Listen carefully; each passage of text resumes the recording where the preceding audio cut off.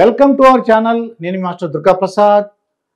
తమిళనాడు ముఖ్యమంత్రి స్టాలిన్ అలాగే కేంద్ర విద్యాశాఖ మంత్రి ధర్మేంద్ర ప్రధాన్ మధ్యలో ఒక పరస్పర ఉత్తరాల యుద్ధం జరిగిందండి. ఇది ముఖ్యంగా తమిళనాడుకు 2150 కోట్లు ఒక సమగ్ర శిక్షా పథకం కింద రావాల్సి ఉంది. అయితే అది హిందీ ఎవరైతే నేర్చుకుంటున్నారో హిందీ భాష ఒక 3 లాంగ్వేజెస్ నేషనల్ ఎడ్యుకేషన్ పాలసీ 2020 ప్రకారం ఏ రాష్ట్రాలైతే హిందీ నేర్చుకుంటున్నారో వాళ్ళకి ఆ 2150 కోట్లు ఇవ్వడం జరుగుతుంది. అటువంటిది మరి తమిళనాడులో ఓన్లీ 2 లాంగ్వేజెస్ ఏమిటవి? ఇంగ్లీష్ అండ్ తమిళ ఒకటే నేర్చుకుంటున్నారు. ఇది 1965లో ఒక తేనెతుట్ట లాంటి అంటే తేనెతుట్ట మీద రాయి వేసినట్టుగా అని స్టాలిన్ గారు ఒక కామెంట్ చేశారండి. ఇది ఇక్కడ పూర్వం 1965లో హిందీ భాష వ్యతిరేక దినోత్సవం వచ్చింది.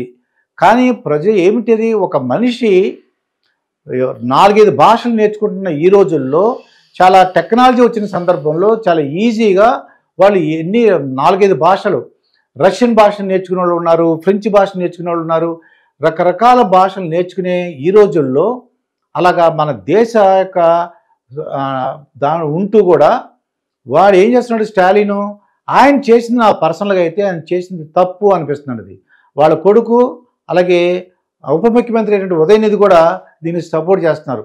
అక్కడున్న ఏఐడిఎంకే కూడా స్టాలిన్కి సపోర్ట్ చేయడం అంటే హిందీ భాష వద్దంటున్నారండి. ఇది చిన్నపిల్లలు హిందీ భాష మరొక భాష చాలా ఈజీగా నేర్చుకుంటే ఎన్ని లాంగ్వేజెస్ నేర్చుకుంటే అంత మంచిది కదా.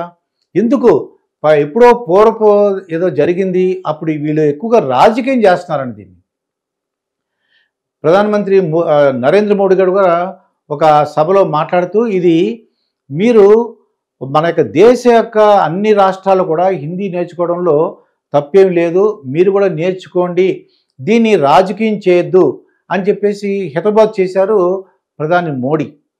ఇక్కడ ప్రజలందరూ కూడా ఇటున్న అక్కడ యాక్చువల్గా ఏంటంటే రాష్ట్ర ప్రజలు వాళ్ళు మేధావులు ఉంటారు కదండి.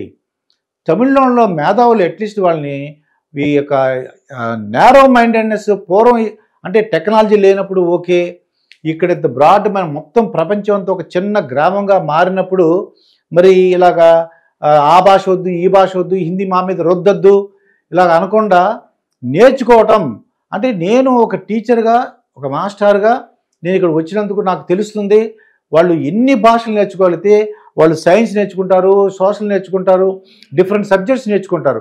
అటువంటిది హిందీ కూడా నేర్చుకుంటే ఏమిటి?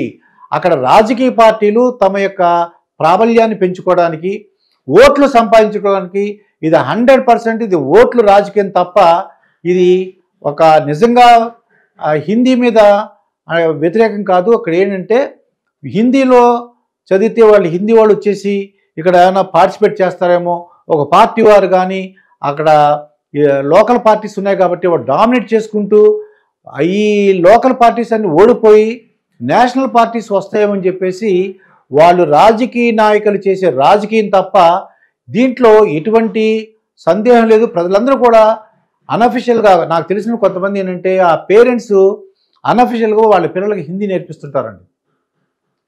హిందీ వాళ్ళతో హిందీ మాట్లాడడం, హిందీ నేర్పించడం, హిందీ నాటకాలు లేకపోతే హిందీ భాష మంచి ఏమైతే ఉందండి ఈ రోజుల్లో. మరి కొరియన్ భాష మూవీస్ చూస్తున్నారు, తెలుగు వాళ్ళు మలయాళం మూవీస్ చూస్తారు, తమిళ మూవీస్ చూస్తుంటారు. కానీ వాళ్ళకి అండర్స్టాండ్ అవుతుంది.